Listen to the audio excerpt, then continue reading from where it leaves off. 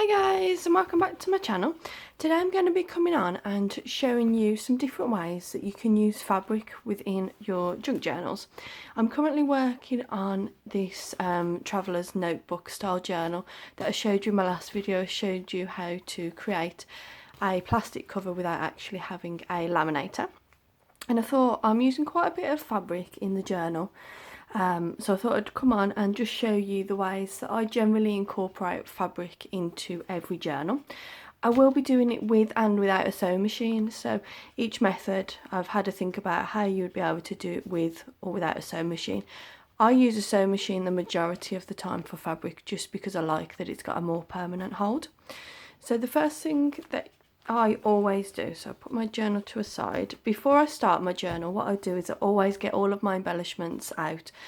So I just get any embellishments that I think I'm going to use, and I also get out any fabric that I think I'm going to use, so it matches all to my colour scheme then. So this journal that I'm doing is like greens and yellows, and I thought I'd introduce turquoise, I think that colour is. So just some themes along that line.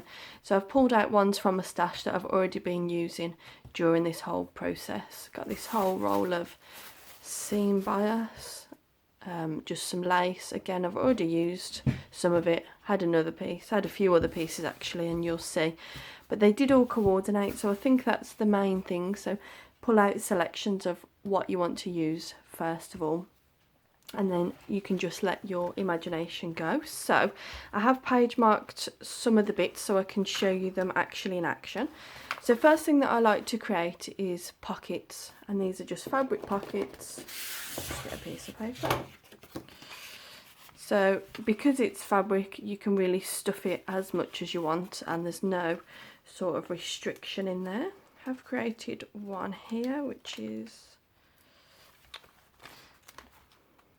yeah, here's another pocket here. And that one I've just added a little embellishment of some lace down the side. Now when creating your pockets, all I simply do is I just stitch 3 sides with my sewing machine just on a normal standard straight stitch. Put a little embellishment on if you want a little ruffle, and I'll tell you how to do ruffles later on in this video. So yeah, that's all I do. If you was using glue, I'd probably say hot glue would be the better one, and you would just glue around it. All I make sure that I do is that I'm pulling it taut. This one here, I didn't pull as taut, so it is a little bit baggy and gapey there, which I don't really mind. I'll stuff that one with something bigger. But yeah, just make sure as you're going around it on the sewing machine, make sure you're pulling it as flat as you can. All of these ones where I'm actually sewing onto the page, I do before I construct the junk journal. So just when I'm getting all my blank pages together, I just put on some embellishments and then figure out the order that I want. The reason I say that hot glue would probably be better for this is because wet glue takes quite a long time to dry on journals, and it ends up giving it like a puckered effect on the back because you have to use so much for the fabric to adhere. You might have a fabric glue that's amazing, but I generally don't. The only thing with hot glue is that it's quite stiff, so just be aware of that. Second thing that I like to do in my junk journals is make page flags out of fabric. Here's one example. It's quite a large page flag. Now I love it when stuff hangs out over the top and hangs out over the side. I just love that look, and along the bottom. So all I generally did is just cut a piece of fabric that I'd selected to be coordinating and just sew it or glue it along the top. I will show you how to make a little embellishment now as a general page flag. I don't always make them that big. Sometimes what I do is just make smaller ones just to go on the outside edge. So all you would do is you'd get a piece of fabric, a piece of lace, and you're going to cut it long enough so you can double it over, because what you're going to do, let me find a page we can stick this on. Okay, because what you're going to do is you're going to actually double it over the side so it's like a little tab. So you could just simply do that. You can attach it with a sewing machine or a stapler. I'm not sure mine's quite up to the job, but we'll see in a moment. So yeah, so you could simply do it just like that. But what I might do is add another piece of coordinating lace over the top. Now you don't have to cut it straight, you don't have to cut it the same. I often find the more rugged you do it, sometimes the better it looks. So just lay those two on top. Oh, it's a bit fiddly. Fold it in half and stick it wherever you like. So I'm just going to do it there. I'll see if my stapler's up to the job. I would normally sew it like I said, but just wanted to show you some alternatives. I know some people, is it the tiny attacher where you have lovely, oh yeah, it's worked. You have lovely little staples, don't you, in the tiny attacher. So there we go. Hope you can see that. Hope the lighting's okay. Oh. And there you go, there you've got it, a nice little page flag, and it hangs out nice, it coordinates with everything else in the journal. So I love that. I'll add some more of those as we're going along. Another thing that I really like to add is just lace. So I add lace along the front. You'll see in my video that this was a design feature because the page wasn't quite long enough. But all I generally do is I add just lace along the side, again, something that matches what I'm using. Doesn't matter if you use the same lace throughout. Sometimes what I would do is every signature I'll add 2 strips of pom-pom trim or anything like that. And here's another one where I've just added seam binding, again there. So yeah, it all just adds embellishments to the outside. Another thing that you can do is what I call ruffles. I'm not sure what anyone else actually calls them, but for example, you can create something like that. Again, just using your same fabric. You'd be able to achieve the same thing with a hot glue gun as well. And all I do is, as I'm sewing it under the sewing machine, I create one little pleat, and then as it's going underneath the foot, I just jam it under. I don't do it in any particular way. I literally just shove it under, and I think that the unneat look always looks quite good. So there we are. Another thing that you can create, the 5th thing that you can create, sorry, is little paper clips. Now you can create them like this, just with lace, I do, and I quite like just putting them through the sewing machine, but you can do it without any glue or any sewing machine. I like it through the sewing machine because it just makes it a little bit more loose. Now I might be teaching you to suck eggs here. Oh, sorry, I knocked the camera. But what you can do is just get your plain paper clip, cut a length off, then I fold it in half. I feed it through and I just make a little knot or a little catch where, so you just feed it through like that, and then you feed the back ends through the little hole that you've made and literally just pull it. And there you go, there you've got it, no glue, no fuss. And again, you can create it with coordinating.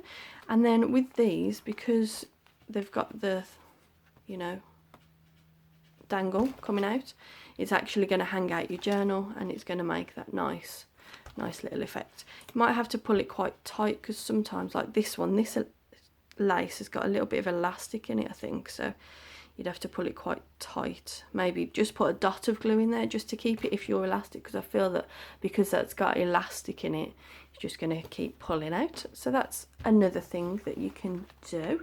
You can also create like little embellishments, little clusters. Let me show you what I mean. If you follow me on Instagram, you might have already seen this, but I did really enjoy making it. Oh, I didn't show you this page flag. So you can just do them there like that. I think I've got another one here that I didn't show you. You'll see a full flip through of this journal in a couple of days, maybe a week or so, given how long it usually takes me. Ah, there we go. So I love that one. All I did with that, so all of these little tiny bits, I have like a little scrap bin, rubbish bin on my desk. I'm sure the majority of you have these too. And all I do is I just chuck anything in here that I don't want to throw away. Now a lot of it would probably be used for snippet rolls, but I don't use snippet rolls. All of these little bits of lace that you probably throw away, you can use those as little page flags. You can also use these for the little embellishments that I'm about to show you. So where is it? I think it's just here. Yeah. So here's a little embellishment that I've made. and I've also just sewn it in so it doubles as a pocket. And all it is I've cut a piece of material. Here you can see that I've used this colour. I've layered it with some scrap paper. I have a box of scrap paper as well, and I've literally just sorted through and I've grabbed it. Let me just maybe do a little one with you just to show you. So I'll make a rectangle one. So clear that out of the way. So a little rectangle one. And what I've done here is, just to break it up, I've layered some paper. So let's have a look what I've got in my... Oh, sorry, I keep knocking the camera. It's not in my normal position, the camera, today. So I've got this little bit of scrap, so I can just pull it down like that. You can put it slightly off centre if you wanted to as well. And then on this one here, I've added something else on the top. Now, don't really have any other fabric. I've pretty much used it up. I've got some stickers which I could actually use. That might be quite nice. Yeah, so I could do that. That, I guess, would be more not a fabric embellishment. What you could choose to do is, let's try this because this is a similar size. Stuff that frays as well, so if you fray it out, and again, just make it look a bit more junky, if that's the kind of look that you like. And you can put that on there, and then I might just put a little bit of